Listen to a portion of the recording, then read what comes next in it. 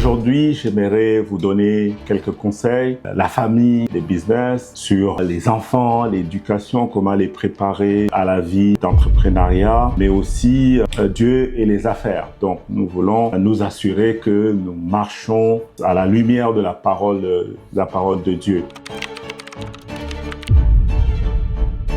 Alors, la famille et le business. Moi, le conseil que je donne d'entrée de jeu, c'est que la famille est prioritaire sur le business. Il y a Dieu, la famille, puis les affaires. Donc, pour que on puisse réussir, on a vu dans l'état d'esprit, pour que la famille serve de levier d'encouragement, il est important que la famille nous soutienne, que la famille soit impliquée dans nos activités professionnelles. Donc, pour moi, ça va ensemble, mais il est important de pouvoir consacrer du temps suffisamment et du temps de qualité, je dis bien du temps de qualité à la vie de famille. Moi, je suis marié. Il faut que ma femme ne vienne pas empêcher le business de s'épanouir parce qu'elle estime que le business me prend trop de temps. Donc, il faut arriver à balancer, même si je dois les compartimenter. Ça veut dire que au travail, dans mes affaires, oui, les enfants peuvent m'appeler, mais je préfère qu'ils m'envoient des messages. Comme ça, je n'interromps pas mon temps de travail. Il arrive parfois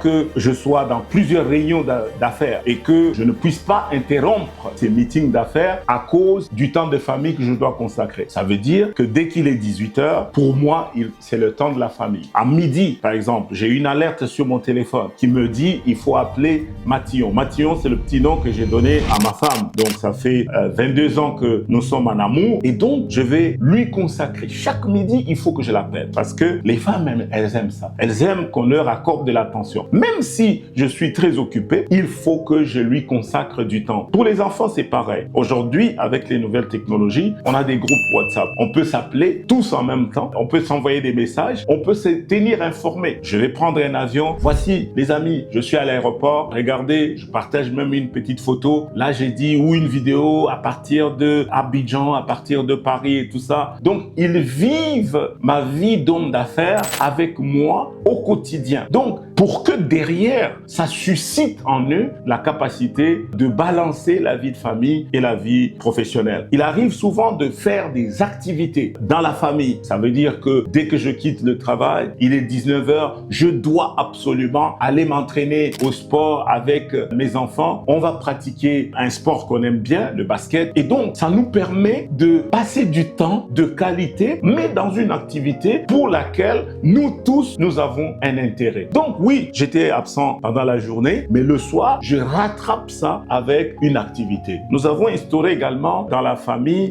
les repas du soir. Quand on est ensemble dans la même ville, dans la même maison, donc c'est obligatoire d'avoir un repas du soir. Parce que dans les repas du soir, ça nous permet de maintenir une ambiance, une cohésion, un lieu de discussion, d'échange, de partage, mais d'information, de coaching, de transfert de connaissances à mes enfants, à ma femme également. Donc, il faut balancer. Oui, je voyage. Oui, je suis occupé. Oui, j'ai des entreprises à gérer. Oui, j'ai des meetings d'affaires à faire. Mais il faut absolument garder cet équilibre de vie de famille. Le deuxième élément, c'est maintenant comment je fais concrètement pour susciter les enfants dans ce que je fais. Nous avons aujourd'hui créé des affaires, des business ensemble. Oui, mes enfants sont des partenaires d'affaires. Peu importe leur âge. Ils ont 3 ans. Ne te pose pas la question, mon enfant à quel âge? Non, ouvre-lui déjà un compte épargne. Et à la maison, mets-lui un petit box. Vous savez, les petits box dans lesquels on peut introduire des pièces de monnaie, de sorte que après un temps, on peut casser la tirelire et on peut comptabiliser qui a été épargné ou pas. Donc, c'est très important d'avoir une initiation à la vie d'entrepreneur. Donc, nous avons des groupes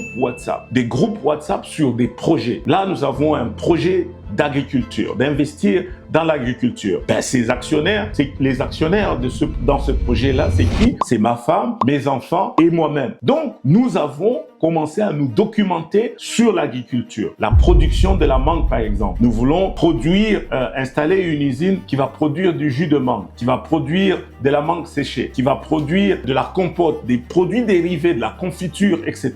Mais avant ça, il faut acquérir des terres. Il faut acheter des terres pour planter les arbres. Et comme vous savez, les manguiers, ça prend 7 ans dès qu'on a planté pour que ça commence à pousser. Et pendant 7 ans, nous alimentons notre entreprise avec des connaissances, des formations, etc. Donc, c'est très important. Le Chipama Academy, c'est une entreprise familiale. Là aussi, ma femme, mes enfants, nous sommes tous actionnaires, 20%, 20%, 20%, 20%, 20% chacun. Donc, les enfants, Nathan, Keren, Andy, chacun va contribuer, Mireille, dans la mesure du possible et dans la mesure des connaissances. En fait, le but du jeu, ce n'est pas tant de les faire travailler, non. Le but du jeu, c'est les initier. Donc, c'est de les initier, de les exposer à l'information financière, de les exposer à l'entrepreneuriat. Ils savent qu'il faut commencer par un business plan, il faut commencer par se documenter, ensuite le marché, ensuite le prix, le positionnement, la communication. Donc, tous ces éléments qui concernent du coup l'activité économique, l'activité commerciale, ces informations sont partagées dans le cadre de la famille. Dans les discussions au quotidien, je ne peux terminer une conversation avec mon fils Nathan sans parler business. Non, c'est impossible. Donc, Nathan, comment vas-tu? Comment était l'école aujourd'hui? Qu'est-ce que tu as fait? Moi, voici ce que j'ai fait aujourd'hui. Tu sais quoi? J'ai rencontré un client aujourd'hui et nous avons discuté de ses difficultés. Tu sais, dans les affaires, quand tu entreprends, tu peux avoir tel type de challenge, tel type de défi. Ah bon? Ah oui, papa, dis-moi un peu. Comment toi tu as fait? Quel conseil tu lui as donné? Donc, je l'expose à l'environnement. Je les prends souvent. Venez avec moi au bureau. Je vais les mettre observateurs. Donc, j'ai dit, viens au bureau. Porte ton costume. Porte ta cravate. On va simuler que tu vas travailler. Donc, on arrive au bureau. Et là, du coup, je rencontre un vrai client qui vient parler de business et tout. Et lui, il est là. Il écoute. Il m'observe. Il prend des notes, etc. À la fin, on débriefe. Comment est-ce que s'est déroulée la discussion, la journée? Ah, tiens, papa, j'ai vu que tu as fait ça. Pourquoi est-ce que tu as répondu comme ça, etc. Maintenant qu'il a choisi de faire administration des affaires à l'université, donc maintenant, les cours qu'il va aller apprendre vont avoir énormément de sens, vont faire écho dans son processus de développement. L'objectif étant à ce qu'il soit exposé au maximum à cet environnement entrepreneurial. Eux aussi, ils vont nous proposer des idées. Donc, une fois par mois, nous avons un conseil d'administration avec les actionnaires qui sont ma femme, mes enfants, mes 3 enfants. Nous allons mettre les sujets. Premier sujet, compte rendu de l'activité de Chipama Academy. Combien d'étudiants nous avons inscrits? Combien ont payé? Combien n'ont pas payé? Quelle est la qualité des vidéos? Quels sont les commentaires qui sont ressortis pendant que nous étions en train d'analyser l'information sur l'activité de l'entreprise? Donc ça, c'est des choses, des discussions que nous avons au sein de la famille. Celui qui a 15 ans en dit, c'est sûr que potentiellement, ça peut l'ennuyer. Mais la vérité, c'est qu'il est exposé au moins à de l'information de la vie d'entreprise. Donc, ça va le sensibiliser et ça va cultiver sa créativité. Il va proposer, par exemple, que,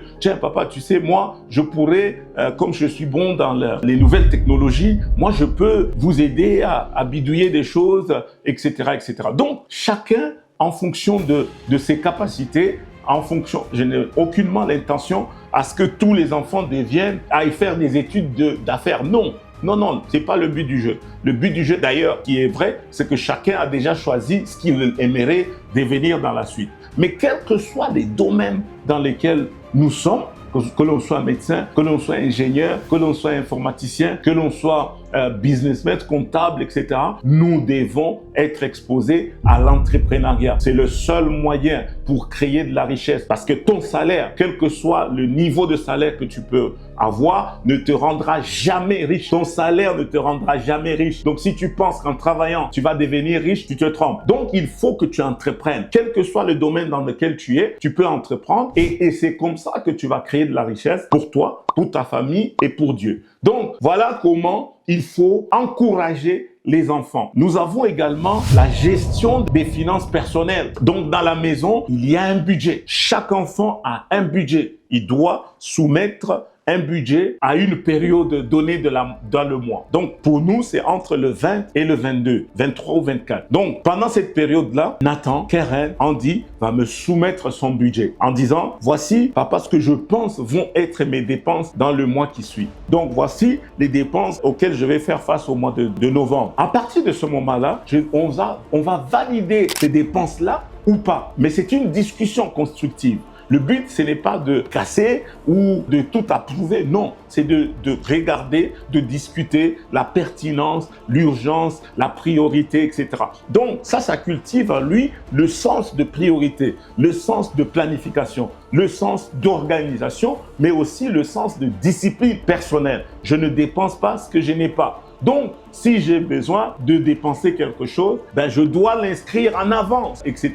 Est-ce que ça veut dire que dans le budget, il y a l'argent de poche? Oui, il y a l'argent de poche. Oui, il y a l'argent de nourriture. Oui, il y a l'argent de transport. Oui, il y a l'argent pour un livre. Oui, il y a tous ces éléments-là qui vont rentrer dans le budget. Donc, de quoi est composé le budget des enfants? Il est composé de ces éléments-là que je viens de lister. Ensuite, dès que nous avons validé, en ce moment-là, maman et moi, nous sommes les pourvoyeurs. Donc, nous allons financer. Alors, nous avons opté pour que ça soit cashless. Ça veut dire compte bancaire. Vous avez un compte, les enfants ont chacun des comptes bancaires. Vous savez, peu importe l'âge qu'ont vos enfants, vous pouvez leur ouvrir des comptes. Il existe des comptes bancaires juniors, des comptes épargne études, des comptes pour mineurs. Ces comptes bancaires existent dans tous les pays, etc.